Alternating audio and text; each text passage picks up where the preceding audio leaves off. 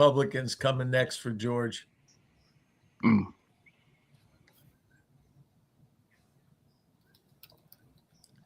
gave him your book. He read it. He loves it. Now he's got to learn to use it.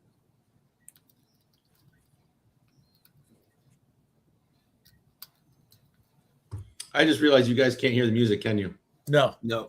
Nope. So that means, well, we're just going to have to go without the music today, folks. I have, this technology, I should have tried to check a few things out before I started using this other setup. So anyways, welcome everybody to another edition of the Liberty Collaborative Podcast. It is Thursday, January 15th, 2026. It's been a whole year, I think, since we've been back. And with me, as always, I have Mike K. Carl Smith and Chris Coyle. So, guys, Happy New Year. It's good to see everybody. Wow. Happy New Year. What an elite in, K. Carl, 2026. We got a bushel basket full of issues to talk about today. Yeah. There's no stopping the issues, I tell you. Man. So where do you guys want to start? Do you want to start Minnesota, Venezuela? I mean, there's so much to dive into. You know, today. Aaron, you and I were talking before we got on today about reminding people as we start the new year that what makes Liberty Collaborative different, what we believe our goal is to give you more content that other people will give you. Remember, the media, we know the mainstream media by complete omission doesn't report stuff. But even when they do, they leave out important information. And then context.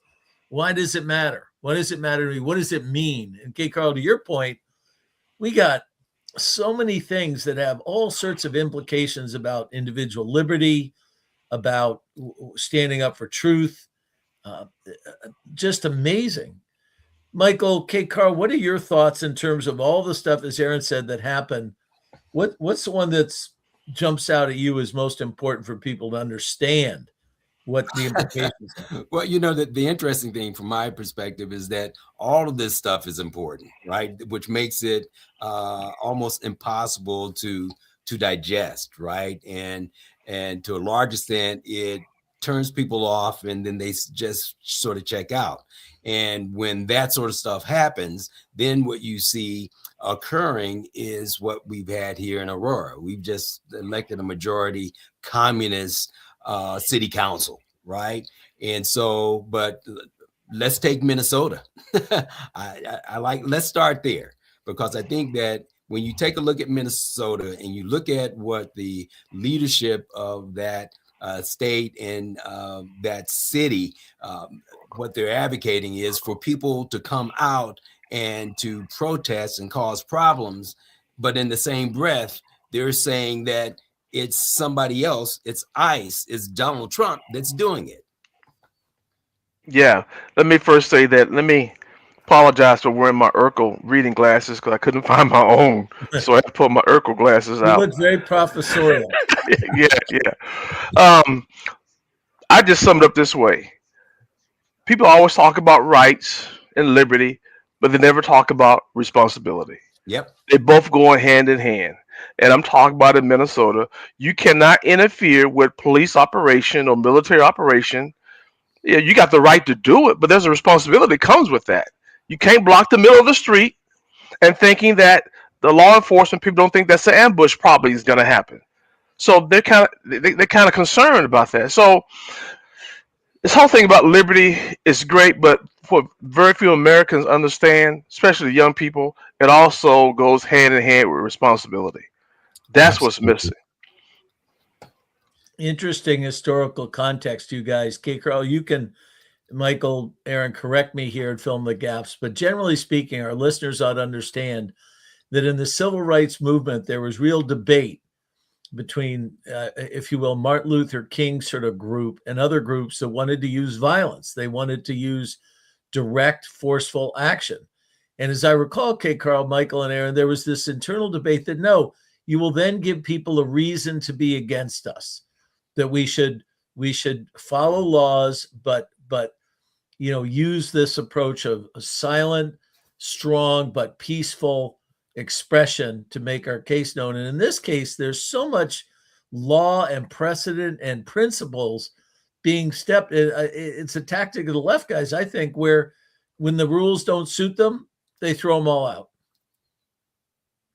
Yeah, I would agree with that. It's amazing to me how these individuals, and I'm all for your First Amendment. I'm all for protesting peacefully. You go out there with your signs, go out there with your bullhorns, yell, scream, whatever it is you want to do. But when you start throwing frozen water bottles, when you're blocking off roads, you are then putting yourself in a position where you're breaking the law. You're impeding federal government agents to carry out their job. And I mean, that lady that got shot, lost her life. Good, I think her last name was. Terrible situation. She put herself in that situation. Any loss of life is terrible. Why were you not home with your younger kids? Why were you out there in the street? This is my question that I can't seem to answer. Why were you putting yourself in harm's way, been there all day long, try to hit an officer and expect not to have anything happen? And I was listening to the news this morning, and her wife came out and said, "Oh, I didn't know they were using real bullets. I thought they were fake bullets." Like, these people don't understand. It's like some cosplay for them. Like, oh, I'm just going to go out there. I don't know what I'm protesting for, but let's go out there and have fun, get hit with pepper spray and chemical agent projectiles. I don't understand it. Like, I've gone to rallies, I've gone to protests. But at the end of the day, just like when I was in my law enforcement military career, my goal was to go home to my family, not to get shot and do something stupid. And now there was another shooting, I guess, yesterday. Some guy got shot in the leg, and these illegal immigrants basically ambushed some ICE agents. And one guy got shot in the leg, ran into his house, and then barricaded himself. And then they had to go in with an extraction team. At what point are people going to wake up and say, yeah, we're going about this the wrong way? It's going to get more dangerous out there for people. Yeah. Aaron, I would say is that from their perspective and the people that are leading the charge on this, it's not the wrong way. They want these people to be placed in situations that ultimately cause bigger and more escalation of tension and potential for people to actually get hurt. Because when people get hurt, then they can double down on what they're doing. And I would go back and just say, if you look at even the civil rights movement, there was the guys saying, hey, let's do peace, but they had their partners on the other side supporting them by instigating riots and things like that. So I don't think even the civil rights stuff that we're looking at here is as clean as it was presented or has been. Yeah, certainly. Michael, if I can add on to what you're saying, the way these narratives get spun up and then they keep spinning, and the rule of just keep repeating it, and then everyone thinks it's a valid factual assumption foundation. So you've noticed people saying she was doing nothing wrong. She was innocent. I don't get it. So a former Navy pilot from Virginia, whose son is law enforcement, has a little blog, and he sent out the federal statutes that make it a felony to impede or interfere with the duties of a federal officer. So what he pointed out is this ICE Watch group she's a part of, that's a federal crime. That's a conspiracy. So right away, she and her wife, it's still hard for me to say that, not stumble, are violating a federal law. Then to your point, Aaron, people don't seem to understand, if you're on the street and there's a federal law enforcement action going on and you're staying there, an argument could be made that you were sort of enveloped in the situation beyond your control. But that's not what happened. They drove into the scene and parked sideways in the street, right? And then, of course, Aaron, we talked about, you guys know, an automobile, it's well settled, is a dangerous weapon. You can crush people. A sidearm can't stop a car. You can only stop the driver of the car. So when you're told to stop, as everyone's saying, you've already violated a number of laws, probably state laws, Minnesota civil laws, ordinances in the city. And then to finally move the car, it's not for someone to divine your intentions, it's your actions. And so the left, the media, has totally overridden all of that, trying to create a narrative based on sort of what people may have intended. Sorry, it's what you do. Well, the left has no problem of having people and they become expendable in order to push the cause or support the cause. I want to dovetail in what Mike said, and I agree. Is here's the problem: on the left, they think they have a right to be violent. That's the problem. Boy, You well have a said. right to Mm, protest, but you don't have a right to be violent. right. And that's where, especially during the time of the George Floyd and those type of things that was going on, people thought they had a right to be violent, and they don't get that, and that's where law enforcement comes in to save the day, and that's Marxists. Marxists think they have a right to be violent. Michael, so dead on. When you look at Nancy Pelosi saying something like, well, it's okay to let it off a little steam as they burned down half of Minneapolis a year or two ago. When you look at Schumer on the steps of the Supreme Court, shaking his fist, saying, we'll bring wrath down. There's such a history of their top leaders directly inciting violence. And the media doesn't hold them accountable. And then they turn around and call Trump a king or an authoritarian. Wow. Yeah, Dystopian. it is crazy because what they do, and the media, of course, is in support of this. They push out an alternate reality for people to grab onto, right? And then anybody that pushes against that or attempts to bring forth like reality, then you become the bad guy. They start attacking you. That's what's going on. And I mean, I can't tell you how many people I've spoken to, and the things that come out of their mouth, it's jaw dropping because it has nothing to do with what's really going on. Michael, to your point, guys, Aaron, right now in Virginia, the new attorney general during the campaign, you remember this, was caught text messages talking about having 2 bullets to shoot these 2 people. He's now the attorney general of Virginia. So Mondami, they're sort of little by little choosing to use violence and inciting violence as part, and it's becoming accepted. You know, what they haven't figured out is the right stays quiet because they carry a big stick, and they're not going to do generally. The violence is never the way. It's not the American way. What I hope will happen is conservatives. I tell people this all the time, and Aaron, it'd be interesting from your perspective, former law enforcement. I say to people, pull out your phone and record just like they do, but show the context. And I'll give you an example. I don't want to throw it back. Jackie Holman was on our show last fall. Remember, she talked about being at the No Kings protest outside a Tesla dealership. And listeners who don't remember that show, you look back. What she said was she's walking along with a guy. Remember this? Older guy. Seems very nice, chatting like someone you'd meet at a parent-teacher association meeting. I don't know, an event. And they're chatting nicely. And he says to her, well, it'd be okay if someone took out Trump. And she said, what do you mean? Like assassinate him? He goes, yeah, I'd be okay with that. This is a 70-year-old guy marching along, no kings, and he is for assassinating a president. Wow. That just shows you how insidious and deeply this weird philosophy is permeating. It's been going like that for a while because on college campuses, our young kids today, they're indoctrinated to view conservatives as somebody who should not be living or be allowed to live. I mean, I'm told this by my nephews who are in college now. That's the language.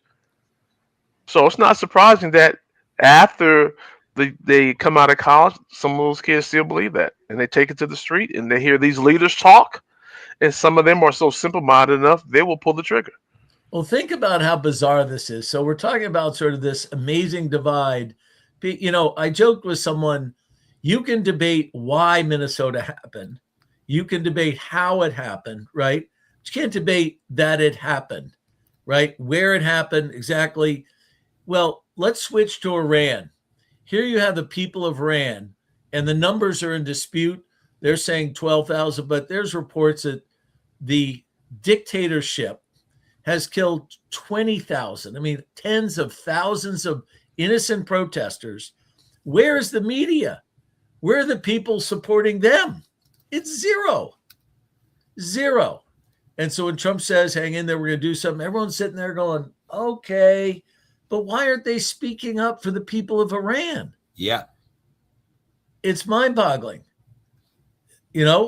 but The left would excuse find a way to sympathize with a child that has a bomb strapped to them. They'll excuse that. yeah, yeah. And if you take that child out because the child has a bomb strapped to them, oh, what you doing to the children? It is a mental illness.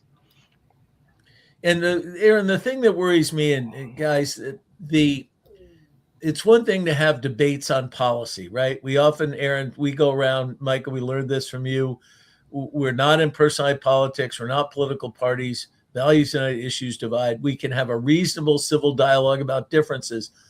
But the left appears to want to torque every rule, every institution when they don't get their way. And they don't want to go too far afield, but a Supreme Court case just came down that gives a Illinois congressman the standing and jurisdiction to sue Illinois that keeps counting ballots days after the election's over. And the Illinois court said, sorry, you don't have standing. Well, the Supreme Court majority opinion written by Roberts says you do. It's an election. You spend time and money. The two dissenting justices, this new far left one, every single time. And of course, Ketanji Brown or Sotomayor, Brown, write these dissents, basically saying it's a waste of time. Like someone who's running for office shouldn't have the right to question why, because it's Illinois and he's a Republican, Right. with no thought, it appears to me, to what the constitutional right at issue here. So I think the dangerous thing that our listeners need to understand is when they start trying to undermine and twist and abuse our legal process, our precedent, the things that make our country unique, the rule of law, that to me is really scary. It is. And Chris, you saying she didn't have a thought. It is a thought. It's the wrong school of thought. Yeah. That's what it is. and with this Minnesota stuff, guys, I have working on my Juris Masters, I've been using this AI platform called OpenCase.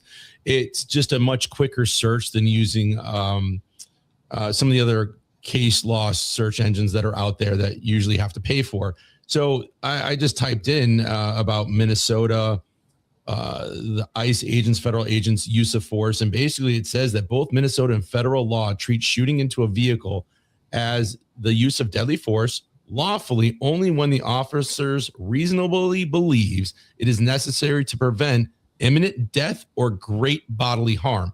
And that great bodily harm is what people are missing. When she decided to hit the gas instead of get out of the vehicle, place the hands behind your back, walk backwards to my voice, go down to one knee, other knee, that whole spiel that we give as law enforcement agents to people who are coming out of a high risk stop or something like that. When she decided to turn that wheel and her wife said, drive, baby, drive, and she smiled and hit the gas and then hit him, that is enough, in my perception, would be to qualify for great bodily harm. And there was really nowhere for him to go. I mean, she hit him. Apparently he had internal bleeding afterwards. So this is the narrative that they're leaving out of the legacy media. They just want to get everybody riled up on both sides, but they don't ever have anybody come on and say, well, let's look at what Minnesota statute 609-066 says for use of authorized deadly force, or what the federal justice manual says, 1 through 16, where it talks about the Justice Department policy on how use of force is to be utilized. And again, there's that use of force continuum. I guess they're still teaching. I've been out of law enforcement for a while, but it's a sliding scale. If all of a sudden she says, okay, I'm getting out of the car, well, then they have to drop the way they're acting and they have to do contact controls, put her under restraints, and then go through that process. But what people are forgetting is as soon as she turned that wheel and she made that conscious decision to try to drive through that officer and hit him, I feel, as sad as it is, that he had that right. And I think he was almost a 20-year veteran, he was pretty quick to get it out of the holster. And this wasn't the first time he was hit by a vehicle. So you also have that you have to remember that these people, these are guys and women that go to work every day and come home to their family, and that's their goal. And when you act stupid and you're going to do something to put yourself in a position where, hey, I've just authorized them to use deadly force against me. I mean, this is what needs to be brought out to people. Look, this is the law. This is how use of force works. Yeah. Aaron, the thing that I would say is that, I mean, you're absolutely right. What you just described was an objective approach to reporting on this particular situation. But what we also observed is that within the hour of this thing happening, the mayor, the governor, they've all taken the stance that this is a murder and that it's something that is being instigated by Donald Trump, and it's been that way ever since. And they've created a narrative construct, guys. Yeah. Again, one of the things we talk on this show about is do not accept flawed premises. Mm-hmm. Don't try and start debating people when the very premise, look at the premise they've set up. They never use the word illegal immigration. They say immigration. Right. And they've cast this as if ICE is invading for no reason in Chicago, for example, nothing to do with crime, by the way.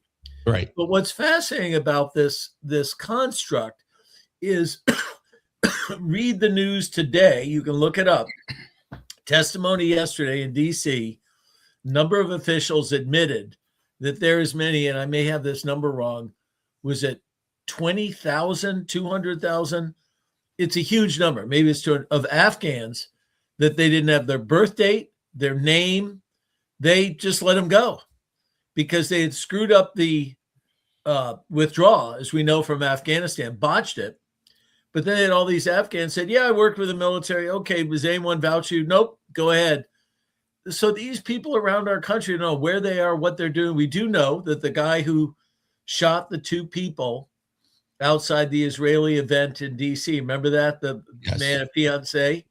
He was one of them, jihadists. So while they go, what are you doing in Minneapolis coming in our neighborhoods? Well, dudes, these people are the people they're after. Do you think they're prioritizing someone who had a parking ticket in El Salvador and happens to have come to our country? Right. They're prioritizing based on pretty good information that someone's living here. And because it happens to be next to you in Minnesota, sorry, but that's the truth. They got to go get them. And Chris and Mike, with the narrative that there's an echo. Yeah, I don't know where that's coming from, right, but stopped. With what you were saying about the narrative that it's Trump's fault, Trump's doing this, Trump's the dictator. I always ask people, well, where were all these riots and people protesting all the 5 million illegal immigrants that were removed from the country under the Obama administration? Nobody was in the streets. Nobody was protesting. He was removing illegal immigrants, but because it's Trump and the Trump derangement syndrome, I'm believing more and more every day that it's an actual diagnosis at this point, that you have one president that does it and nobody says boo, but because it's Donald Trump's administration, all hell breaks loose. You just can't make it up. That's always been the strategy of the left, is to hide what they're doing when it coincides with what the conservatives have been doing. They always want to hide it. The thought I had, my thought hit me in the head here. People got to understand what law enforcement people, how they're trained. Mm-hmm. And I got to go back to my military days. And I'm just thinking, had that been me, a law enforcement person on that street, and this lady would have pulled off, I'm looking there. Why she's leaving? Are the bullets getting ready to fly around me? Why she want to get out here so quickly? Right. So all those things go into the minds of these law enforcement people want to get back home. They don't wake up every day and say, okay, who am I gonna shoot down today? That's not the mindset. Nope. The mindset is I'm gonna get back home safely. But at the same time, I got to do what I've been called to do for protecting the citizens of this country. Get out the way, let ICE do their job, because there are people here who are here illegally. We got to find out who they are. Get out of the way. No. Stop interfering. When you interfere, you're going to pay the price. So, guys, Aaron, with all the stuff, if I can, K. Carl, so well said, and maybe as a way to cap this off, it's pretty well known in people who train people who have concealed carry weapons that the premise or the foundation of legal use of force, justifiable legal use of force, has a number of factors, including You can't be the instigator. Well, this lady was the instigator. And the person who is observing your actions has to see three things: weapon, intent, and capability. Well, car is a weapon. Mhm. The intent was pretty clear. The capability to injure was really clear. So if someone's got their hand in their pocket and they're shouting at a cop saying it's been called death by suicide by shooting, and saying, I have a gun in my pocket, I am going to kill you, coming at you, the person who kills them is legally justified if they had reasonable evidence or proof or so forth. So anyway, I just, what boggles my mind, guys, switching. So I talked to a guy the other day. I was on a fire rescue call in the woods, and I'm talking to the guy in the UTV as we're zooming along this snow-covered trail about Venezuela. And he says to me, well, questions of whether a country can go snatch another president. I mean, they're going to send in and grab Trump? Or are we going to go and take? And I said, what are you talking about? He stole the election.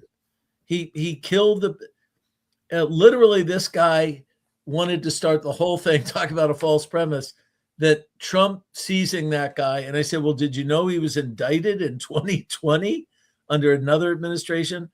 So now we got the guy, right? And suddenly we've got the rest of the government infrastructure in there that's still kind of operating. So what are your guys' thoughts on what are all the legal implications, notwithstanding the foreign policy, but kind of what do we do now with Venezuela and all the dominoes that are starting to fall? Cuba's not getting any oil. And so they're worried that they're starting to, this is a pretty interesting time. Yeah, well, very interesting. And then, of course, the other big fish in the pond is Iran, right? And what's going on there. I find it very interesting that people take the position, let's say go to Venezuela, that a sovereign country should be able to flood our country with drugs, right? And be host to our enemies, China, Russia, and otherwise. And we're just supposed to sit here and do nothing because they're sovereign. Well, my perspective is that once you begin to do anything, whether you're an individual or a country that actually attacks my country, then it's all hands on deck, because we can't stand for that to happen. I don't know what they're doing, these other countries. Y'all need to leave Trump alone. You know he's crazy. He'll use his military. This is not Joe Biden you're dealing with here. This man is going to protect the United States, and that's the first duty of government, is to protect the citizens of this country. Thank you. That's the first duty. Douglas called it. Douglas said the first aim of government. No, he called it the national government. The first aim of the national government is protection. And so once you find out what these countries are doing, bringing legal drugs here, they keep pumping them in, you can get away with it with Joe Biden. But that's not going to happen with Trump. Yeah. And, K. Carl, to your point, there's been a nexus between terrorism and drug trade for years. You remember that they were trying to kill all the poppy fields in Afghanistan because they were making heroin, right? And they were fueling terrorism with the drug money. So drug money and terrorism, and we know now the Chinese providing all the precursors. I don't know if you remember the big sting in Ohio where they caught all these Chinese people selling on the internet the precursors for all these drugs, for fentanyl and all this stuff. So what they realized is we can accomplish two goals: generate money, right, and flood America with poison that will kill them. So to your point, to act like that's not a declaration of war, and when it's fused with a government that takes over legitimate election, and to hear this particular teacher at a prep school in Connecticut act as if Trump had no basis to go in, forget all the details, and he's teaching kids. Mind-boggling. But the nexus of drugs and terrorism have a long history. Absolutely. Wait, I missed that piece, Chris. What was the grade level of these children? This is high school. This is So he's at prep school up to 12th grade, right? prep school. Prep school. Must be in I'm Connecticut. not saying he's teaching that. I think that he's a gentle, wonderful person. I think he's a science teacher, but it just shows you that, and I'm smart enough, I respect him. He's my superior officer. I'm on a call, and he's a great person. But I just was incredulous of his means of argument. And then I said, look, there's the criminal question. Did they read him his rights? They probably did. But it sounds like they've got a lot of goods on this guy. Now, what's interesting is, though, how do you navigate this? Trump said about the opposition leader who won and escaped at one point a week or two ago, oh, she's weak. She's weak. And I don't know what that was all about, but now he's meeting with her at the White House. And so they got to figure out how do you go into a truly a sovereign nation without taking it over, but how do you nudge it toward democracy? Yeah, just a little bit of a clarification. The person that Trump is meeting with was a person that Maduro actually prevented from running. So she didn't actually win. Okay. Right. And so given that she wasn't in the election, I would argue that the extent to which she has she hasn't been shown or demonstrated through the process of being elected the ability to run. So I think that was the weakness. Good. Okay. Yeah. Good clarification. But it's an interesting question because a lot of retired generals were on talk shows going, now that you caught the car in your teeth, doggy, what are you going to do with it? And so, it's perplexing. And clearly the people in Venezuela are not protesting. So there's probably a lot of police power left that's keeping them in line. Well, that gets to the point of, what does success look like, right? And success could look like you go in and you've done some things and you facilitate a new Venezuela arising that is democratic, or it could be you just stop the dang drugs. Okay, it'll figure itself out, and if it starts to influence us again, we'll go back in and disrupt it again. So I'm not one who absolutely believes that you've got to have this, plan right that, through the end. But at the very least, what we've been successful at doing, what we are being successful at doing, is eliminating the presence of our enemies in this hemisphere, and we've been successful at depleting the supply of drugs into the United States. Well, and having an ownership stake, Aaron, in the oil field, Venezuela, one of the biggest in the world, that gives us quite a card on the table because we've turned off the spigot of illegal tankers going to Russia, China. So it's a strategic card. But what I wonder there is, how does opposition, there's some great, by the way, I'm going to give them a shout out, the Free Press. I love what they write. I don't agree with everything they say, but really the most amazing authors and writers. And one writer wrote a detailed history of revolutions, and the French Revolution, our revolution. And what they point out, and the Free Press had some interviews, this is ugly, but guys, it's going to get to some shooting. It's going to get to some force. Because unless they can turn the armies and those people against the dictators, going home and texting pictures on Instagram of the protest is not a revolution. And so they're opining whether today's younger generation really realizes you're in a moment of history, an inflection point where you got to really figure this thing out, like sit-ins, stopping the economy, but in both these countries, the citizens have a chance to speak up, get organized, and sort of stop government from doing what it's doing. But very complex. What revolution has never been violent? Right. I don't know one. Yeah. Well, look at the French Revolution. One revolutionary group then killed the other group before it. Yep. And then it took cycles of violence and thrashing. For, as you remember, Napoleon just said, okay, I'm going to be in charge for a while.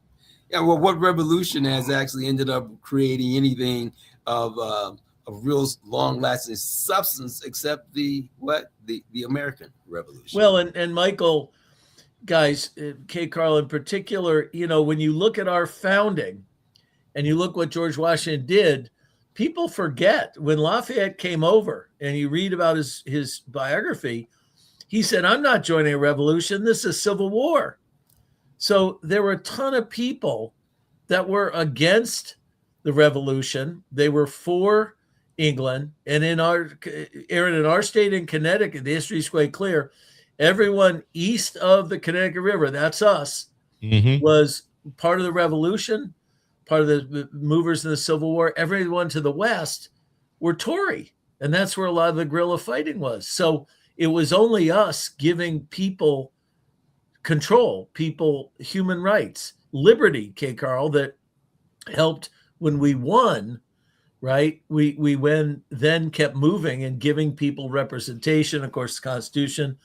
But remember when George Washington was very clear to say, no, I'm not becoming a monarch. And that was the inflection point of moving to a true republic democracy. And I think one of the reasons why we had Venezuela in the target, not only because of drugs, but our U.S. oil company spent billions of dollars setting up their business in Venezuela. And this guy, I can't think of his name, that's incarcerated in custody of the United States, he kicked the U.S. out and took it over. It was his predecessor, Chavez, that kicked him out, and he just sustained the whole thing. Yeah, and stepped on the gas. Yeah. So money talks, man. Aaron, should we wrap it up? Yeah, let's wrap it up, guys. We're at what are we at? I don't know, 30-something minutes, I think, somewhere around there. Yeah, perfect. So yeah, we can wrap this up. There'll be no outro music, just like there was no intro music. So I got to figure out what's going on. Well, Aaron, before you go, I'll wrap up first, folks.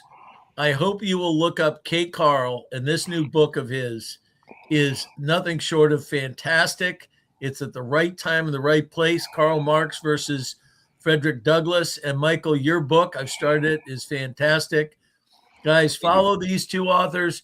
Aaron and I try our best to get something out, but we're so busy stirring up stuff in our kind of blue states that we're up. But K. Carl, Michael, your writing is fantastic. I hope people follow you. So thank you. Appreciate it. Thank you.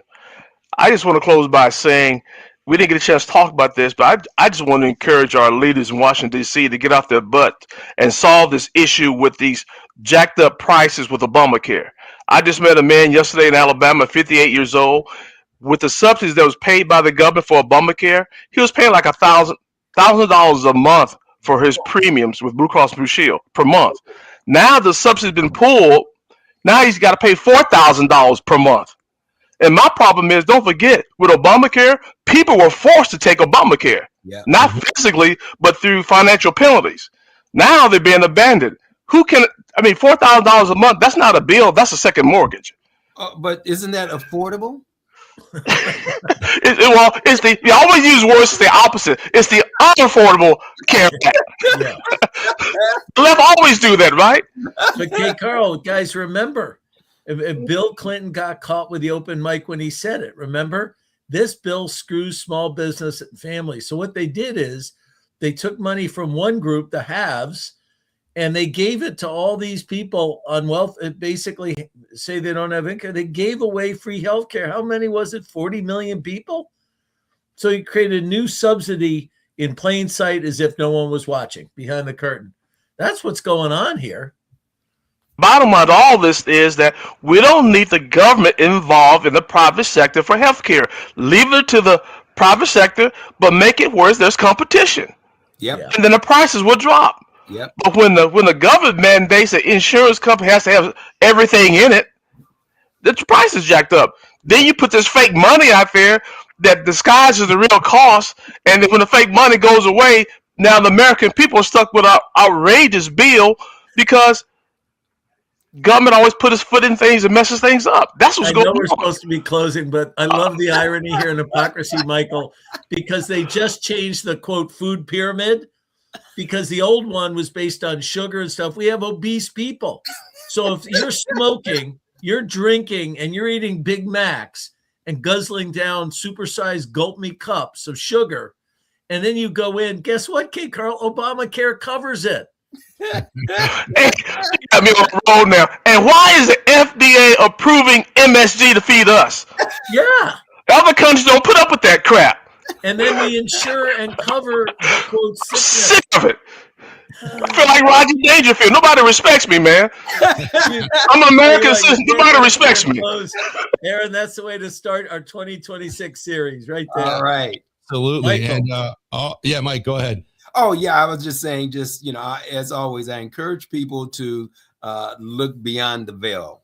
A lot of what a lot of people believe has nothing to do with reality. And when you take the position that even asking one or challenging the truth is a violation of your right to be a human, if you will, there's something wrong. Just seek the truth. Ask questions, ask lots of questions, and never take like what you hear from the news as gospel. Hear, hear. Yeah, good point. And for me, fellas, this was a great episode. Good to see you all this new year. Way to kick it off. And now, Chris, I want to go out and get a Big Mac and some fries and a soda. So I might have to do that before my radio show today. Aaron, but you got to add 2 words: supersize that. Supersize it. With some whole milk. Another great invention. Well, if they had raw milk, I might take them up on that. Okay. Anyways, well, guys, as always, remember, Stay woke. I don't know if you heard that, but it's stay woke. We'll see everybody next Thursday at 10:30 Eastern Standard Time for another Liberty Collaborative podcast. Have a great week and a great weekend. Take care, guys.